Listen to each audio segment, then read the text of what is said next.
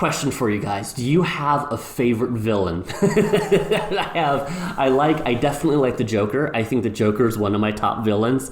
I love in the old Batman in the 1980s with what was his name? Michael Keaton, when Jack Nicholson was a Joker, and he's shooting at Batman with this gun, and he goes, where does he get those wonderful toys? As Batman is like flying away. It's so good.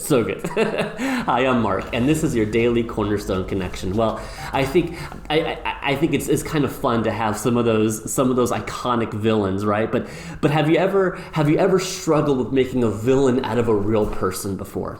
It's fun to see those comic book villains, right? There's been like 5,000 people who have played the Joker. Lex Luthor is definitely one of my favorite villains, where you're just like, oh man, everything they do is just so horrible, and yet that makes it interesting at the same time. But it's funny because I was reading through the in part, the rest of Genesis, and looking at the story of Joseph's life, and I definitely see a villain at the starting off of his life, which is kind of interesting. It might not be who you think it is, but it really struck a chord with me. It was actually Joseph was the villain.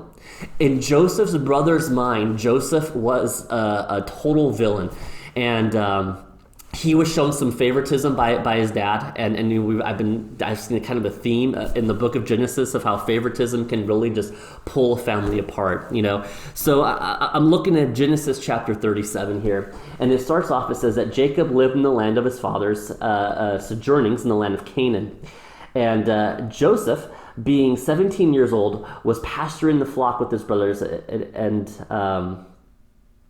then Joseph comes and he brings a bad report about his brothers to his dad. But in verse 3 it says, now Israel loved Joseph more than any of his other sons, because he was the son of his old age. And so he makes him a robe of many colors. But when his brothers saw that their father loved him more than all of them, they hated him and could not speak peacefully to him. Have you ever been in a situation where maybe you've looked at somebody and you've been so angry at them, like they were so angry at Joseph. Joseph brought this bad report about them, kind of tattletale, maybe, I don't know, but brought a bad report.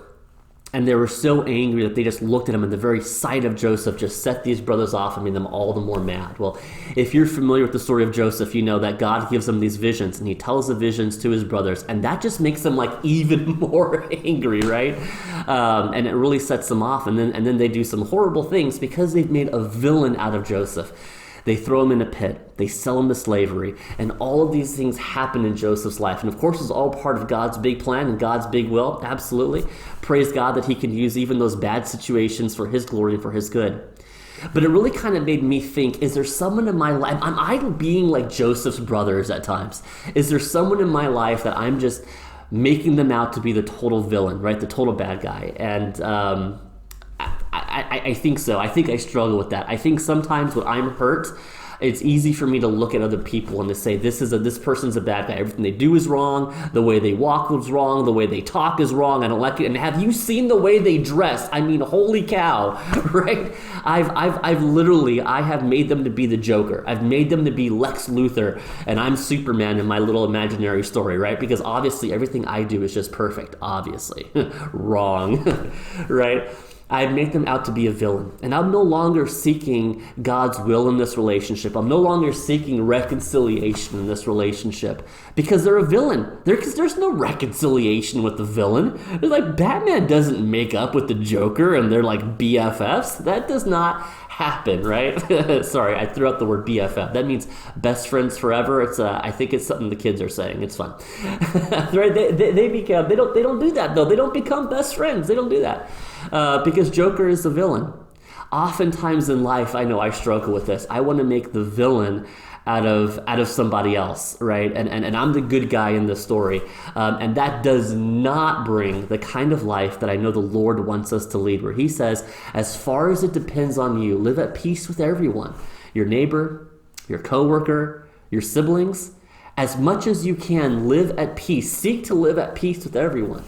And so I guess my challenge here, and of course there's a million cool things we could talk about in the life of Joseph, but as I read this, what I was personally struck with was the fact that I need to do my best to not make a villain out of people, even when I feel hurt, even when I feel wronged, but to do my best to seek what is God's will in this relationship, And I think if you can get to that point of reconciliation, you really have a cool opportunity sometimes to share your testimony, to share your story, and to share God's story with somebody, because I think people really pick up on that. People pick up when you could be angry, when you could respond aggressively, and yet you choose not to.